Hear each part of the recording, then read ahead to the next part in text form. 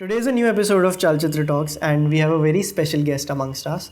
His name is Vineet Masram, who is a filmmaker, and he also runs a YouTube channel which is famous by the name Cinema Beyond Entertainment, where he analyzes films, talks about world cinema, and also Hindi cinema. So, over to Vineet Masram for a few movie recommendations. So today I'm going to recommend 7 avant-garde cinema. So before I dive into recommending those 7 movies, let me just speak something about avant-garde cinema.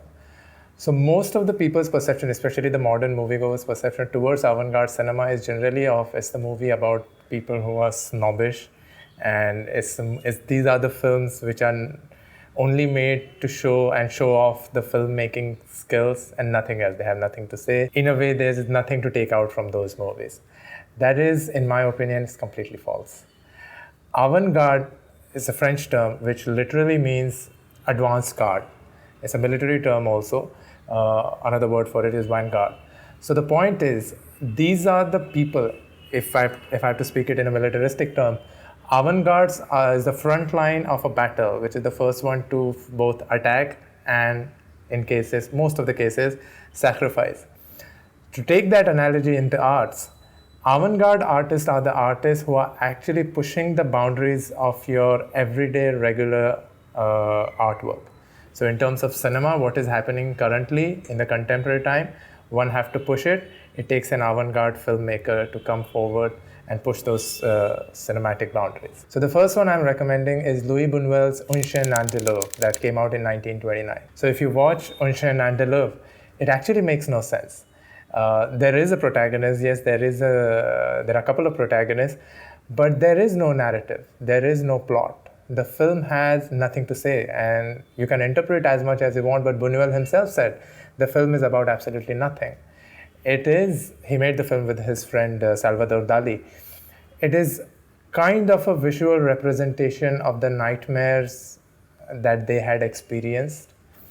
They tried to come out with as much close to those nightmares as possible in the cinema. And cinema for them felt the most natural medium to do that. There's a very famous shot in the film where one of the actors, who is Buñuel himself, is cutting the eye of a lady, which then cuts to the cloud cutting the moon, which cuts back to people are still debating, is it a pig or a lamb that's eye is being cut in reality.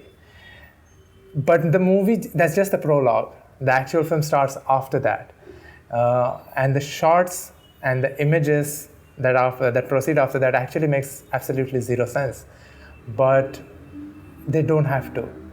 The entire film was just a representation of the reaction to the smooth narratives that the Western cinema was trying to inhabit.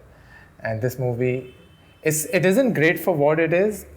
It's great for the context in which it is made. The second film I would recommend is Meshes of the Afternoon by Maya Deren and Alexander Hammett. Again, like Un Chien Andalou, this is more of a representation of a dreamlike approach to both the filmmaking and the story.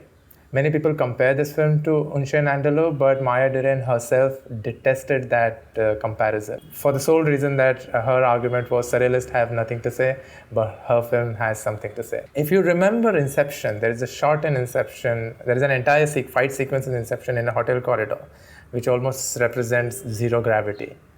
There's a shot in Meshes of the Afternoon where Maya Deren is trying to climb upstairs in her house, and it almost feels like zero gravity. And that entire effect, and she sells that effect convincingly. I believed that. And it's only done with a couple of strong table fans, most probably, and the camera movement, nothing else.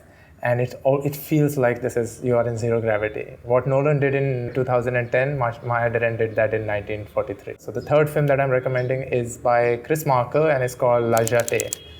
Now, La Jetée is an interesting one. You can't call it a motion picture because it's a movie that has voiceover and only photographs.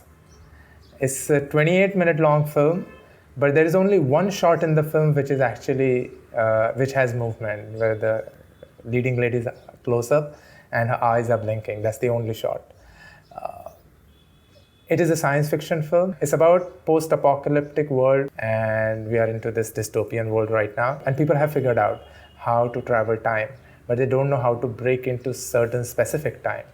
So they find out a man, and he's the one who has so much control on his consciousness that he can decide and stay in a particular timeline. So this movie is about this man moving back and forth in both the future and in the past. I will not say anything further regarding the plot because that's one for you to discover. And trust me, it's probably one of the best time travel film ever. It's 28 minutes long. It's just photographs, but these are photographs which, when you watch it with sound, the sound design is just magnificent. If you watch it with sound, it feels like photographs are moving. Even the very first shot is the shot of an airport, and they zoom out from the shot, and it feels like those planes are actually there, moving. They will about go off and get out, soar into the sky. So the fourth film that I'm recommending now is Last Year at Marienbad by Alain Resnais. It came out in 1961. It's a film that takes place entirely into a Baroque grand hotel. It's about a man trying to convince a woman that he met her a year back and where she promised him that wait till a year so that we can decide if we are meant to be with each other a year after or not. The entire film is about a man trying to convince this woman to fall in love with him again. But the woman has no recollection of that meeting. So the movie moves back and forth in time. It moves into the flashback, moves forward, comes back.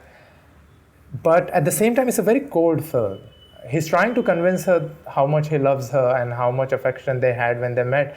But the film has zero warmth in it. He's talking to this girl about their previous meeting, but he's mostly talking through his recollections of statues and the architecture. Nothing to do with the feelings, nothing to do with how he felt when they were with each other. The film has very unconventional structure. It has absolutely zero plot. Again, a lot of people say the movie has nothing to say, but there is a lot to unpack here. There are too many interpretations already out, and the movie is designed in a way that it leads to those multiple interpretations. As far as the influence is concerned, hardly anybody has not been influenced by this film. The next film that I am recommending is by Ingmar Bergman, and it's called Persona. It's one of my favorite films. It again borrows from that oniric nature of Last Year in Marienbad into this story about a couple, two ladies, one an actor, a theater actor and a film actor, who has stopped speaking all of a sudden in the middle of a play. And now she's in this hospital, and she's going through her treatment, and she has been appointed a nurse, played by Bibi Andersson. Her character name is Alma. These two ladies on an island talking to each other, opening up. It's most of the talking is done by, of course, Alma, because the other character is not speaking. The film then moves into an examination of what is the real personality, what is the projected personality, who's real, who's the persona. It moves into this psychological horror state, and it persists with that state throughout the end of the film. If Last Year in Marienbad and Persona had an aspect of oniric nature to it, the next film that I'm recommending is highlight, and I would say the granddaddy of all the oniric cinema, and it's called The Mirror, directed by Andrei Tarkovsky. Again, this movie also has absolutely no plot. There is no story. It is a semi-autobiographical film about Andrei Tarkovsky's memories about his mother, his grandmother and grandfather. So the movie moves from the supposedly present time into his dream states, into his past, and into the dream states of his past. And you have no idea at what state you are in at what moment. There are a couple of dream sequences which are my favorite. My favorite one is the first one, in which the mother is washing her hair from a big sort of a tub, and then she gets up and ceiling starts to fall off. Everything happens in slow motion. It does take you into the story, although it has none, but it transports you into a dreamlike situation. It's not about talking photographs, which is what most of the current cinema constitutes.